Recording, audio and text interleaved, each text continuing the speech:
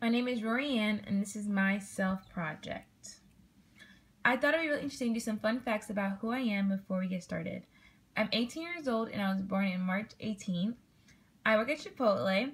My two favorite shows at the moment are Empire and How to Get Away with Murder. My passion is makeup. That's one of my favorite things to do. It's probably my hobby. When I get older, I want to become a nurse practitioner, and this class is really helping me to deal with communication and talking to different people and understanding people. I was born in Jamaica. I came here when I was 6 years old, and I graduated from Apopka High School, class of 2015. Go Blue Darters. What's a Johari window? It's your open self, your blind self, your hidden self, and your unknown self. And it was invented in 1950 by Joseph Luff and Harrington, and it's a visual representation of the self. And my most shocking and most interesting for me was my blind self, information about you that you don't know but others do know. Probably my favorite one out of all four. And during my project, these are my results of my Johari window. My arena was accepting, cheerful, friendly, loving, silly, happy, loving, and silly. These are the words that I chose for myself, and my friends and family did choose two of those out of those that they agreed with. But my blind spot which is words that I would never really necessarily pick. Some of them are very different, and I thought it was really interesting to see how my family perceived me. When I chose my people to do my Johari window, I chose my parents, my best friends, and then a couple of my associates, people that I don't necessarily talk to on a regular basis, just to see how they would perceive me and what they thought about me. And it was really interesting what they actually chose. A couple of the words that were really interesting for me that I thought were different and I would never choose was spontaneous. I don't think I'm a spontaneous person. I don't think I do things out of the whim. I think I'm more of a planned person, more of a I'll just sit this today, that tomorrow. And the fact that my friends' family chose spontaneous for me I thought it was really, really mind-blowing. It was like, whoa, really think I'm spontaneous? And that was really interesting for me. My next one would be bold. I do not think of myself as a bold person. I think I'm the opposite of a bold person.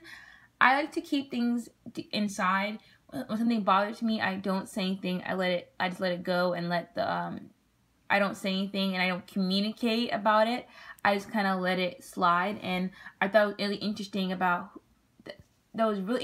me was my friends. A lot of my friends and family chose bold, and not in a million years would I ever choose the word bold for myself. I think I'm the opposite of bold. I want to become bolder, but I'm not. And I thought that was really interesting that I actually thought I was, and I think that I'm a bold person. Another one something is universal for me is being friendly and being nice and being there for people. That's one of my biggest things I do. I love being friendly because you never know how you can change and make someone's day. Saying hi can completely just turn someone's day from happy to sad. And the next one is happy. And it says, today I choose to be happy because I can. And I think this is so important. Being happy and choosing to be happy, and not letting, life is so short that being happy is so important no matter what. And my understanding of this made me realize that, am I perfect now? And I chose this picture. You're wondering probably why I chose this. And one of my biggest things I think I deal with on a regular basis is trying to be perfect and to always be happy and friendly and kind and loving and silly. My friends and family have this image of me now where that's all they see.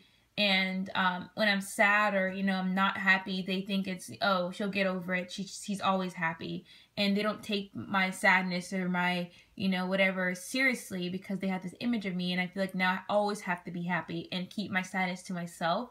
And I think I'm realizing this now. It's my understanding. Am I perfect now? I realize I try to be so perfect that I forget sometimes that it's okay to be sad, it's okay to be mad, it's okay to be upset. And I thought it was really important, and this picture represented my understanding of this project even more.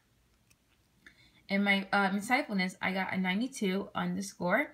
And some of these words in here that out of the whole summary stood out for me. There was a couple words that really stood out for me and made a difference in my life, and something that is really important to me. Well, the first one was empathy. I want to become a nurse, and I think empathizing with people is probably one of the biggest things you have to do when you're in the medical field or any field dealing with different people. And I love to empathize with people. I try to always be there.